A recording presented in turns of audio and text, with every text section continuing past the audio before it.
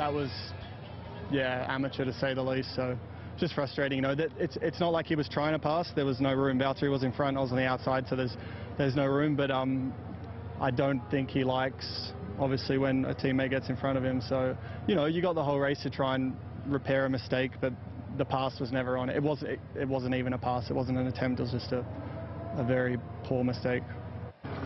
It's easy to say what could and should have been, but just tell us about coming together with Daniel, which ultimately ruined both your races, didn't it? Well, especially Daniel's. There's of course not what you want. I think everything started in turn one, because the start was actually quite good, but then I got a bit squeezed wide with Bottas, so I lost quite a bit of speed. And then, you know, we were both fighting for position in turn two. So we brake quite deep into the corner, but then I had the car in front of me, so I locked the front. And from there on, I was just a passenger, so I was trying to avoid Daniel, of course, but fortunately that was not possible. And it's of course never my intention to hit anyone, but especially not your teammate. And especially with the relationship I have with Daniel, you know, it's always very good, and we always can have a laugh. So yeah, this is not nice, and I apologize to Daniel for that, and also to the team, because we could have scored some good points here. But you know, I'll speak to Daniel private, and we'll sort it out. On the one hand, it's frustrating when you consider just how much pace you had at the end there. On the other hand, it's encouraging because, you know, you could both have been on the podium.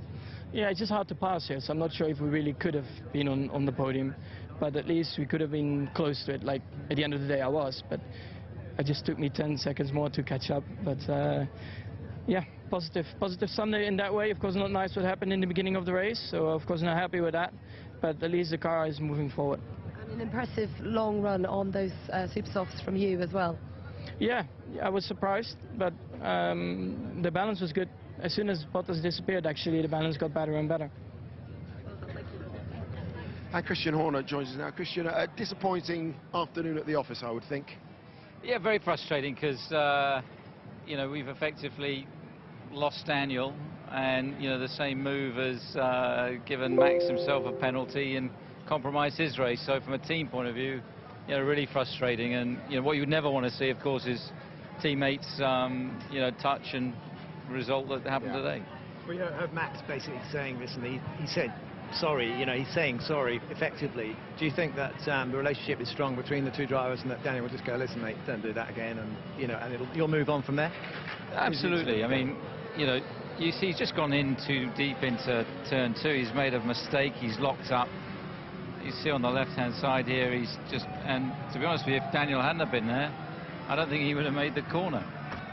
I mean, he does that. I mean, that is Max in a nutshell, though. I mean, he is fairly aggressive when it comes to breaking late at the corners. He is. He's on the limit, and he made a mistake today, and it was costly for him, for the team, and for Daniel, of course. I mean, Daniel said that he had no right being there. You know, the overtake wasn't on, but it was actually Daniel doing the overtake. I don't know how you saw it. I mean, you raced yourself, Christian. Daniel had got a run. You know, it all started at the corner before, because Max had a good run around the turn one. And he had to back out from Kimi. Back out from Kimi. He then got out wide, which gave Daniel the run. Daniel had the corner for the next turn.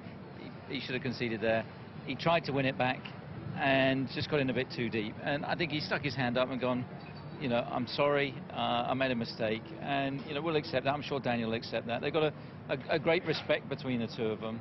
So how do you play that in the debrief tonight? Then how do you expect the mood to be, and what do you think is going to be said? We'll just talk about it openly and say, look, you know, what happened shouldn't happen. We talked about it this morning. You know, it's exactly. You know, we discussed it this morning and said, right, golden rule number one is leave space for each other at turn one and turn two. We've even got the big man here today. It always goes in and out. Has everybody got that? Everybody nodded, and then what happened is turn two. So, but Max, you know, he's man enough for a 19-year-old to stick his hand up and say, I made a mistake, I'm sorry. It's so annoying, isn't it? 'Cause you've got someone who's incredibly talented, incredibly quick, and but the young drivers make the mistakes, they do. And you look at someone like Fernando Alonso, the older drivers, they seem to stay out of all the trouble. And you just can't get a young, you know, exciting driver like Max to just pick up that little tip, can it? Well, all drivers make mistakes. I remember you hitting the tyres in Monza when you shouldn't have done. I've erased that from my memory. You know, everybody makes mistakes. The important thing is, when you do make a mistake, put your hand up, accept it. Yeah. He's done that. He's apologised. I'm sure he'll go and see his teammate as soon as he's back, and you know, everybody will move on. two quite power-sensitive tracks coming up after the August break. If Yeah, we thanks look for that far forward, yeah, I was going to say. So actually, I mean, having come to a track like this, Yeah. which was going to play to your strengths and perhaps missing out on a bigger handful of points, are we now looking forward to Singapore as being your best next opportunity? I think, yeah, Spa we could actually be surprisingly okay at.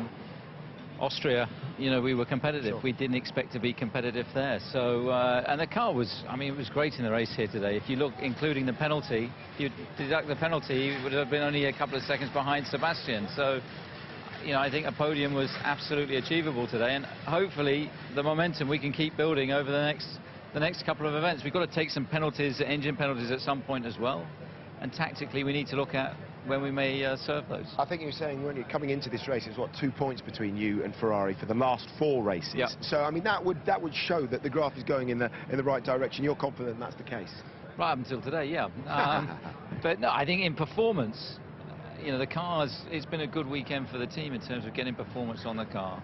You know, qualifying was frustrating. It would have been nice to be at least on the second row, but I really think the car today was capable of challenging the Ferraris and the Mercedes. Okay, Christian, appreciate your time.